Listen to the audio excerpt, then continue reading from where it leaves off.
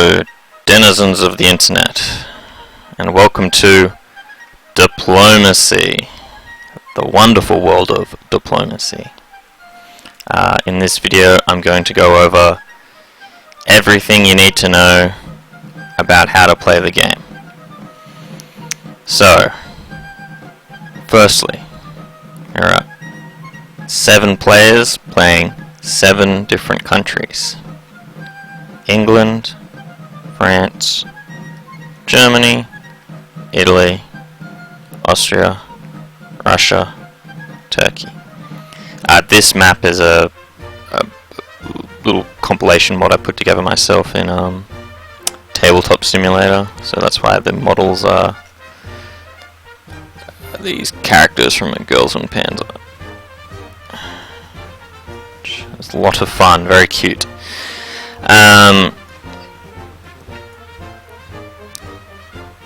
The objective of the game is to connive and work together, or not, with the other players in order to conquer the map. And what do I mean by that? I mean, if we have a look on the map on the different provinces, you can see there's many provinces on the board. You can see these star symbols. These are called supply points. Supply points are victory points. The objective of the game is to have 18 supply points.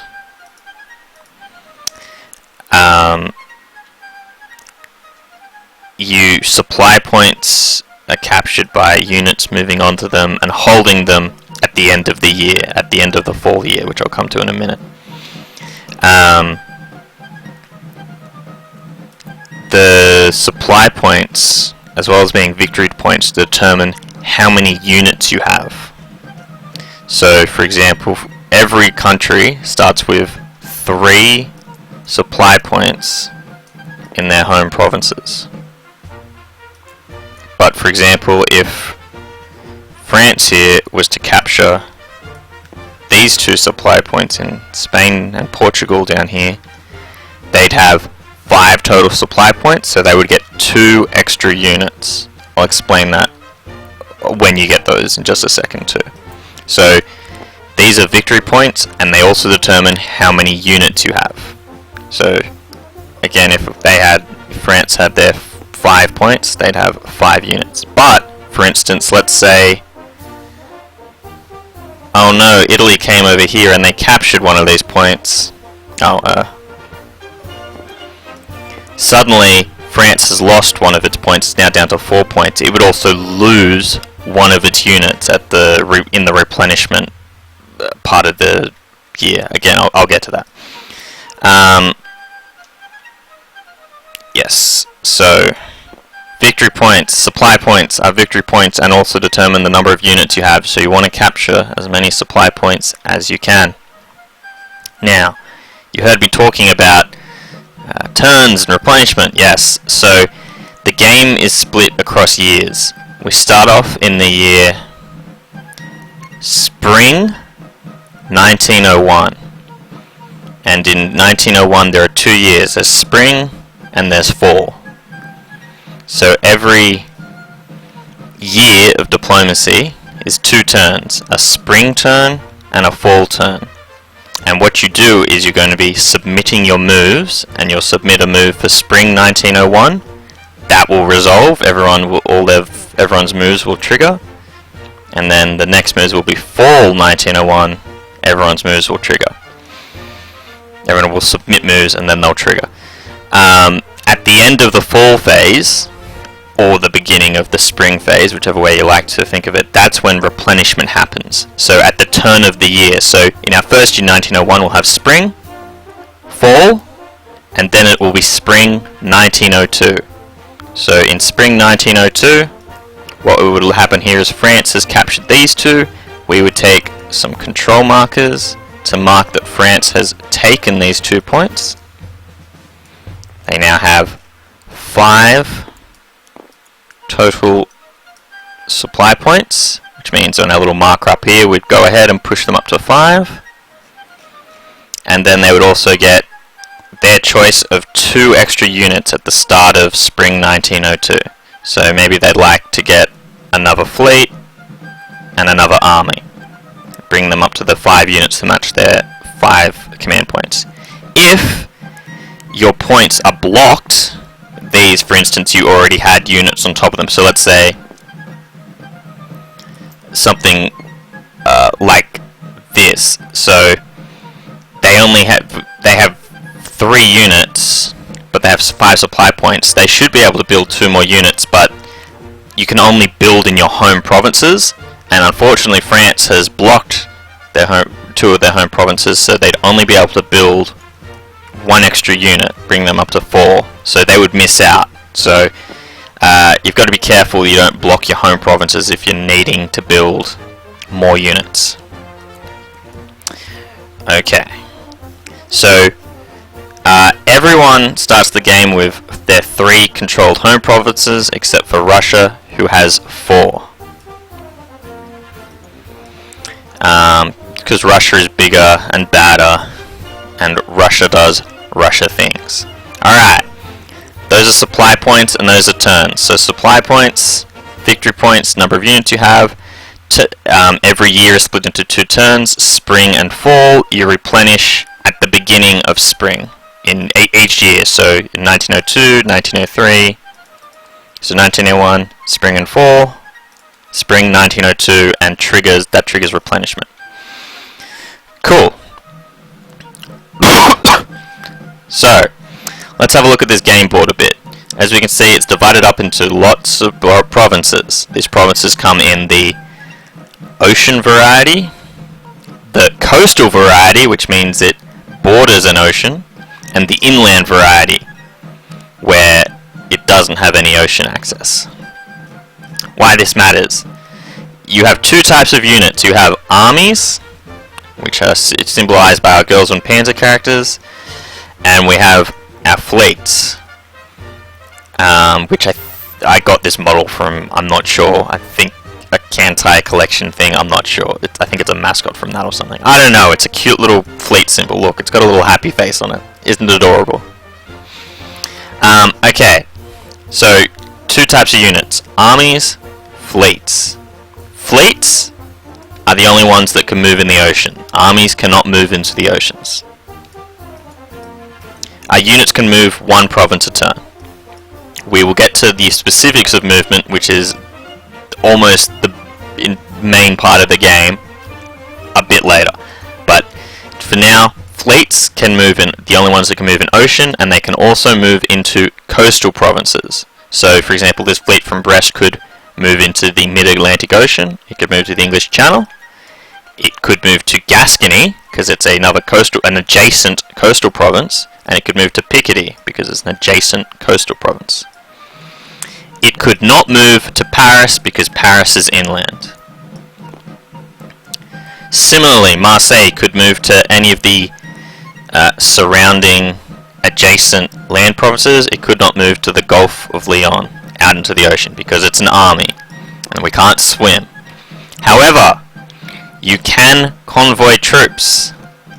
Convoy means you can move armies across the water through fleets. So, for example, a very common thing at the start for the Italians is they will convoy this army here down to Tunisia to capture this. So, just know that armies can move across fleets, and let's say Italy had a bunch of naval dominance here in the Mediterranean. They could convoy this army all the way here, as through a chain of connected fleets like that. So 2 types of units, different types of provinces. Units can only move in the provinces that basically make sense. So coastal is for fleets and oceans and coastal for fleets, armies and coastal for inland and coastal for armies. Okay, now, one more thing about that, important, particularly for Russia. So when talking about provinces, there's a few coastal provinces that have special things, special identifiers. You can see here in St. Petersburg here we have North Coast and South Coast. The Russian fleet starts on St. Petersburg South Coast. Because it's on the South Coast, it can only move on things that are adjacent to this South Coast here. So it can move to Finland, Livonia, and the Gulf of Bothnia here. It cannot move up to the Barents Sea up here. It cannot move to Norway because it's in the South Coast. It's not on the North Coast. Okay? You can only move adjacent to this coast.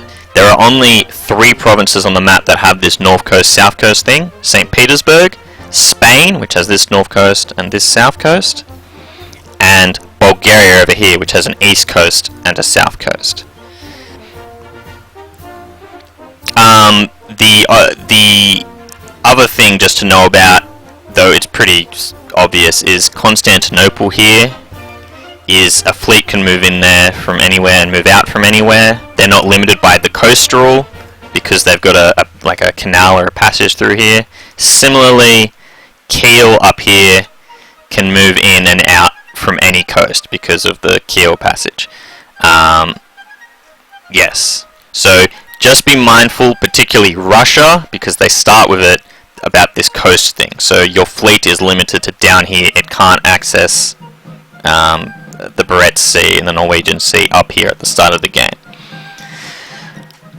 Okay, that's provinces. That's everything. Now, we need to talk about orders. Orders is the main way the game is played. That is, every turn, players will submit orders. So, in spring 1901, players will submit orders. Those orders are then resolved. And similarly in fall, players will submit orders, they're resolved, and then there will be replenishment. So basically, in a year, you get 2 lots of turns, 2 lots of orders, and then there's the replenishment phase where you get new units, or lose units, as the case may be. So, orders. Orders is the most sort of difficult part of the game. It's the main meat of the game, is everyone writing their orders and then resolving them. So, what do orders look like? They come in 4 varieties. There are hold, move, support, and convoy orders.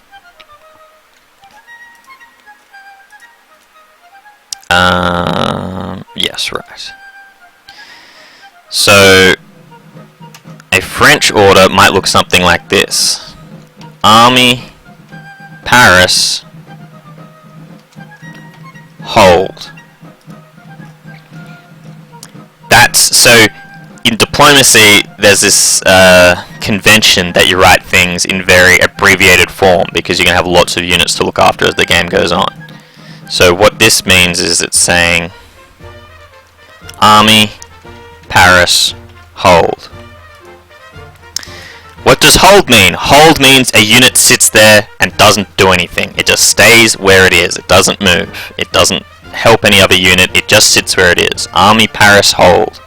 So that top one, A, Pa, H, would be the conventional diplomacy way of doing it. You are perfectly free to write your orders out in full if you want. But this is also the style of it. You write the what unit is, where the unit is, and then what it's doing.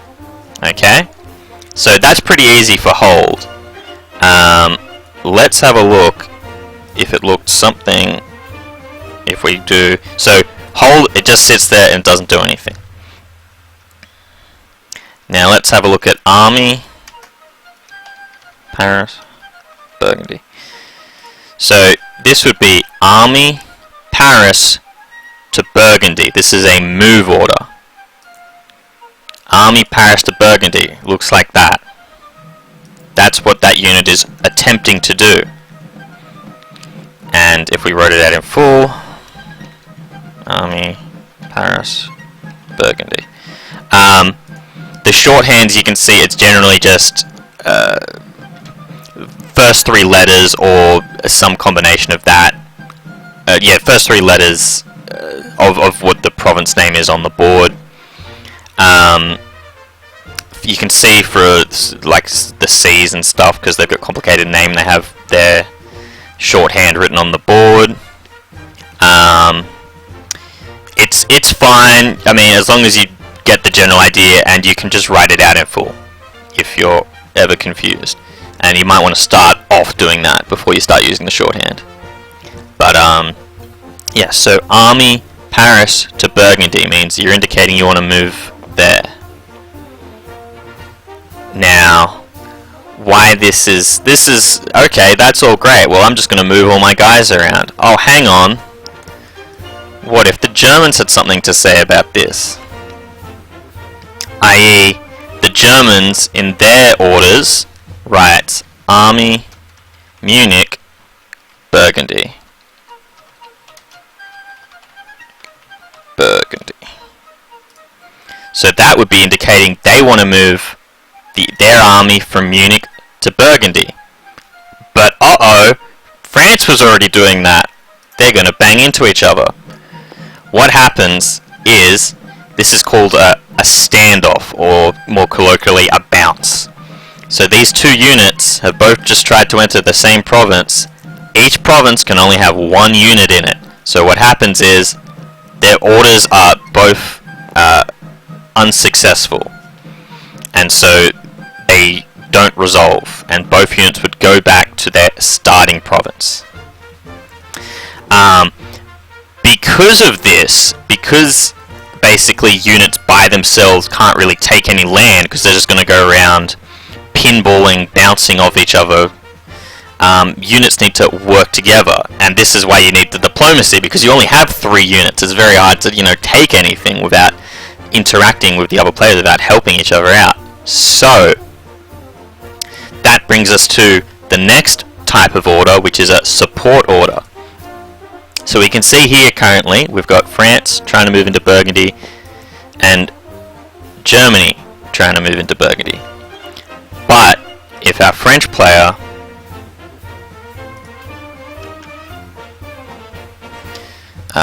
Army support Army Paris to Burgundy.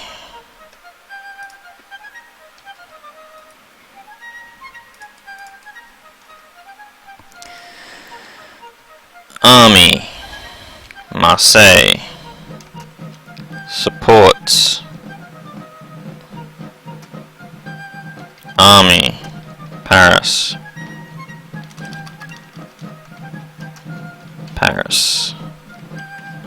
Burgundy. So this is, I'm writing them out in full again, but you can see why you would start using the shorthand, right? Because this has gotten extremely long. So,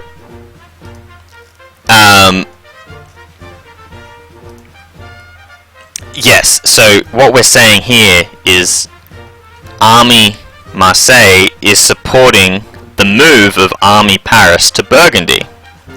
So what does that mean? Well, that means that when France tries to move into Burgundy, and Germany tries to move into Burgundy, Marseille from down here is supporting the move of Paris to Burgundy. And normally when I'd be doing this, I'd draw a little like line on the map, although I'd use a better color. I normally use red.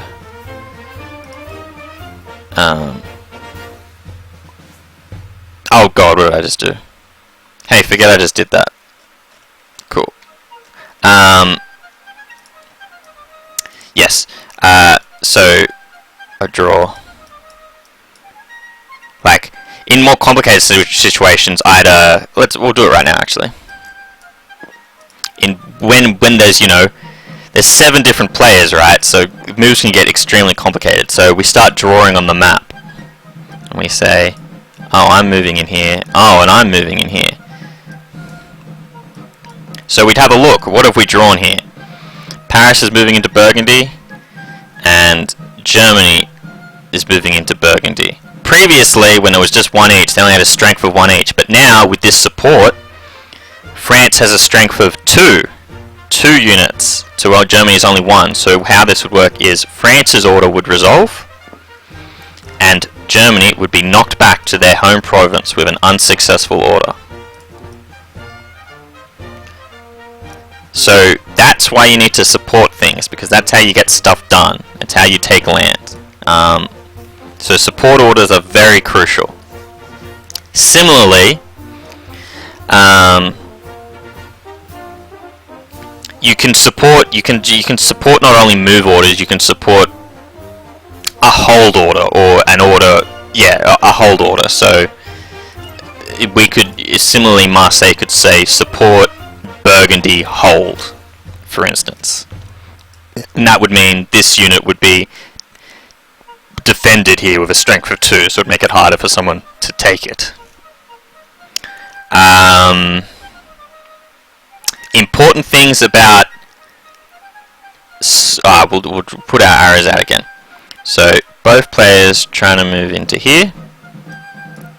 So the thing about support is it can be cut. That is, let's say the Italians here, they're conniving, they're working with the Germans, and they know about this, and they don't want France to get into Burgundy.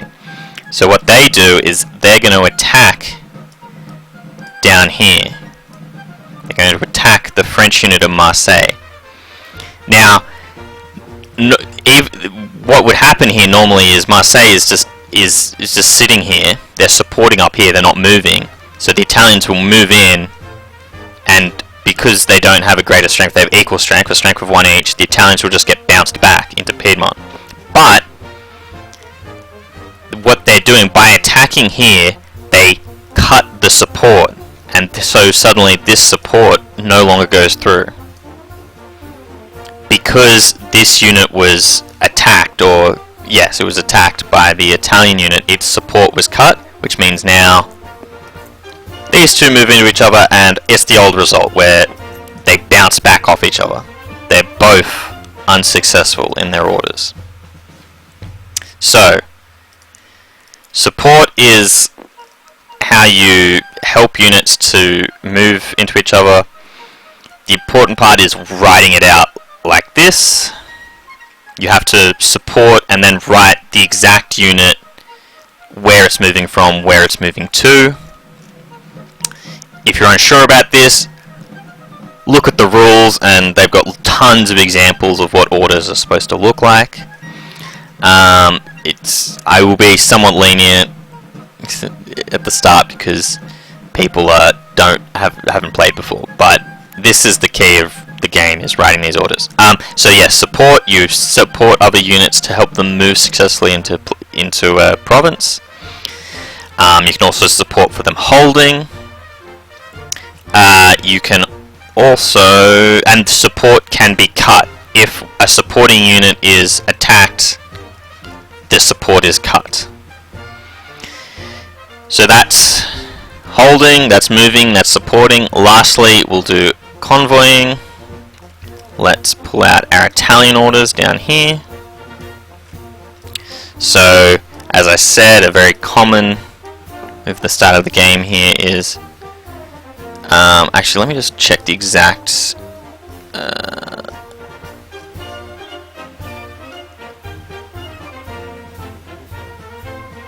yes, convoy. Yes, okay, cool. So, what does this look like? And a convoy order looks like this. So we say army to Tunisia, army Apulia. Is that what that province is? To Tunisia. Is that what that province is? Apulia. Okay. I know my Italian geography, I swear. Okay, army Apulia to Tunisia, and fleet. Fleet are represented by an F. We've only been using armies so far, but fleets look like that.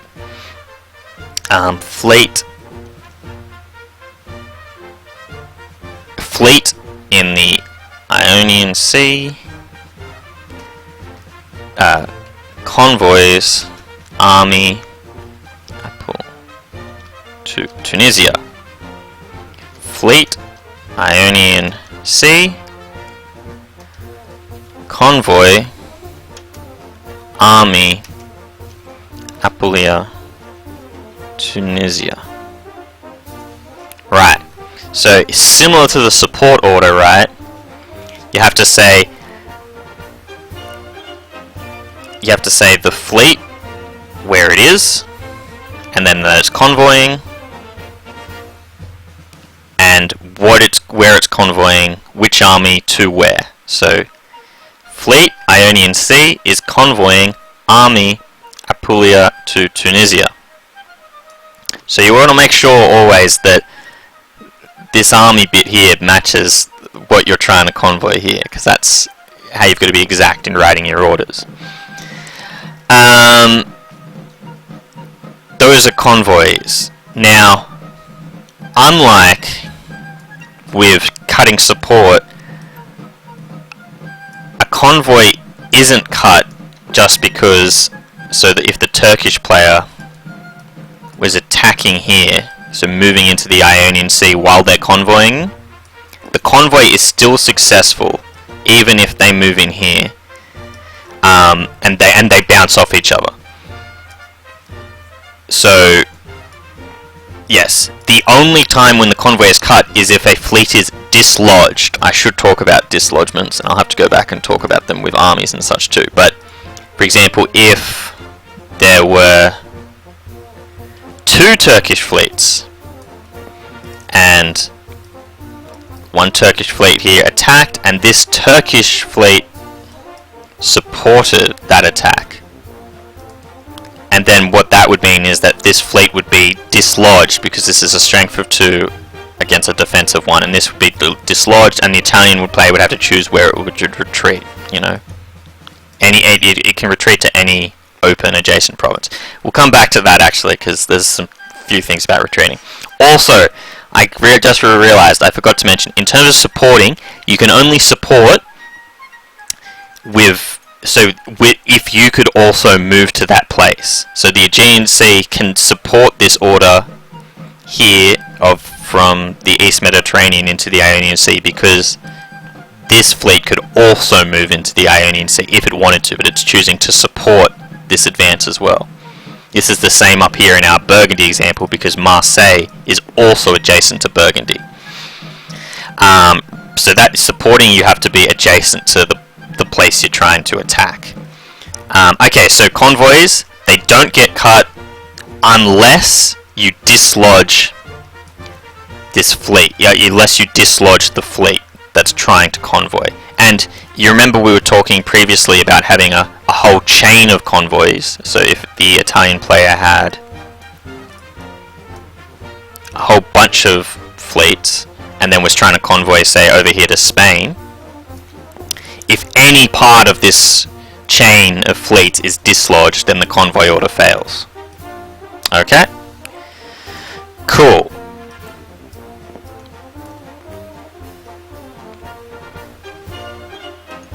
Now,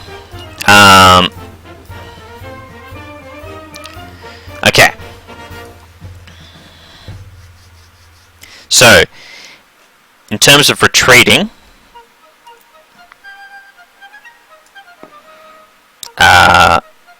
let's say we had our example here again, except that this time instead Germany, I'm not going to bother writing it out again, you guys get it by now. Germany was just sitting here in Burgundy, they were holding. So I'll write it out.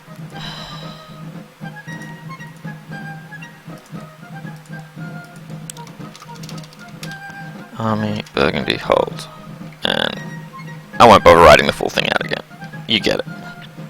So, Army, Burgundy, hold.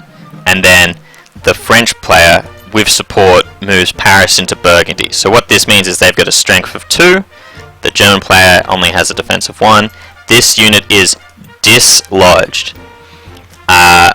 When it's dislodged, it must retreat to an adjacent province. It can't retreat to the province that it was attacked from, So, and the province has to be empty. So in this case, it could retreat to Gascony, Picardy, Belgium, or Munich, because they're all adjacent and empty. Now, important to keep in mind, the exception to this is, let's say that Austria and Germany are fighting over here, and so in their turn, Austria moved into Munich, and Germany moved from Berlin to Munich to defend it. This is our standard bounce. They had a strength of 1 each, so they both bounce off each other. And now what this means is that when we resolve at the same time this dislodgement, and this German unit has to retreat, it can't retreat into Munich because there was a standoff. There was a bounce in Munich in this turn. So because that standoff took place, it would have to retreat to one of the other adjacent provinces, but it couldn't retreat to Munich. If a unit is dislodged and if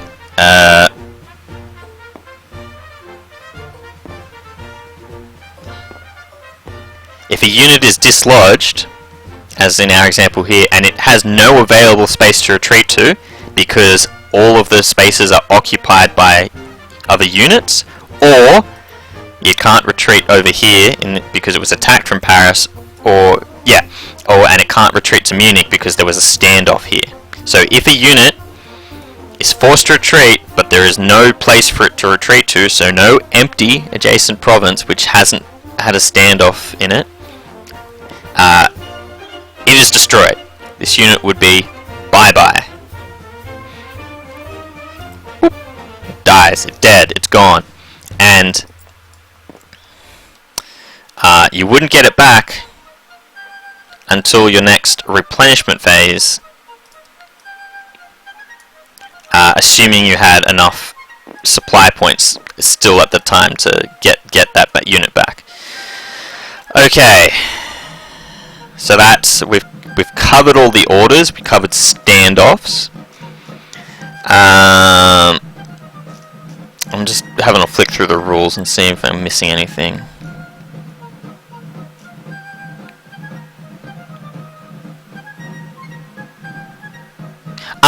Yes, okay.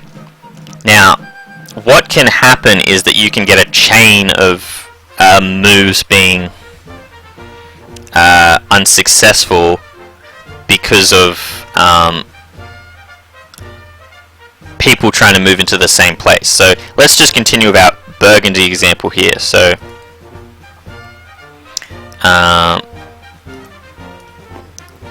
let's say Paris is moving to Burgundy, Munich is moving into Burgundy, Berlin is moving into Munich, and Russia over here is in Prussia, and they want to move into Berlin. Repeat a bit of history, I guess. So what would happen here is Paris and Burgundy move into each other. We're doing no support this time. There's no support. It's just these two. So there'll be a standoff, and they'll both go back to their province. Now, Berlin was trying to move down into Munich, but it can't move into Munich anymore because Munich has now got a unit in it. So they are going to bounce off each other. You can bounce off your own units. And so he's going to get knocked back to Berlin.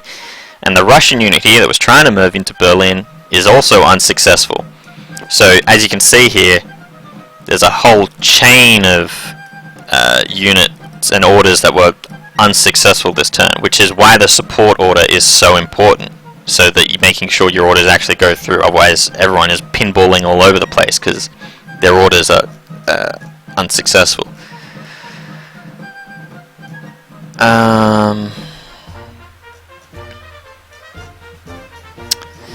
That should be everything. Fleets are working. We've only really been talking about armies so far, but fleets work exactly the same way in terms of moving. So a fleet, like this French fleet here, let's say it went fleet Brest to MAO. That's mid-Atlantic Ocean.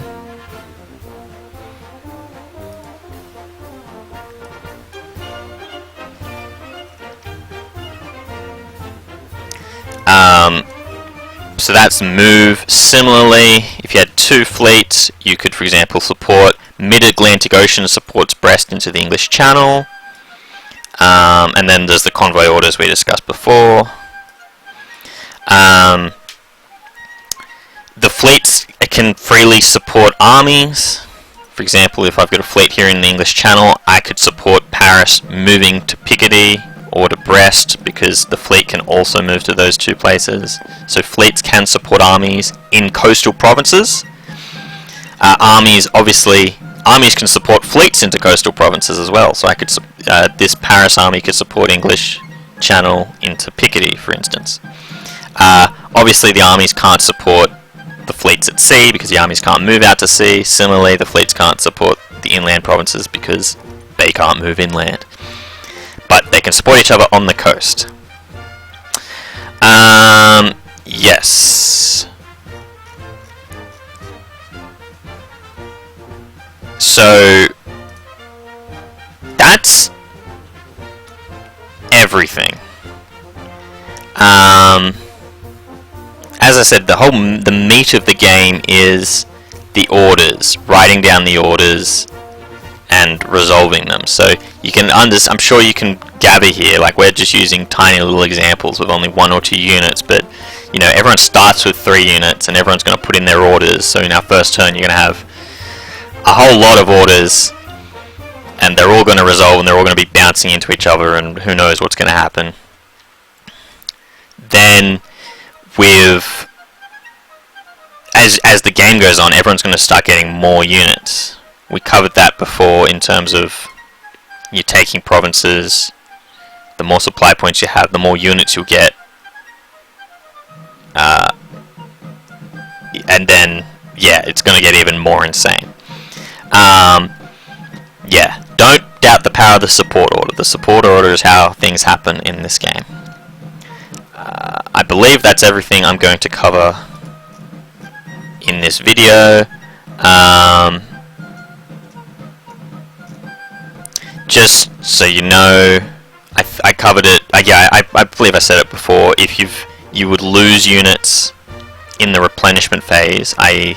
the start of spring at each year. If your number of units, actually, is it the end of fall? It might be the end of fall. Well, whatever. It's the same time, because we're playing this over the internet. It's this effectively the same turn for us. It doesn't really matter. Yes. Go have a look at the rules. I'll send you guys around an email with the rules in them, and you can see lots of examples about writing out the orders. But for now, thanks for watching. Yeah, I'll make another video shortly going over specific things about our game and how we're going to play. Alright, bye bye.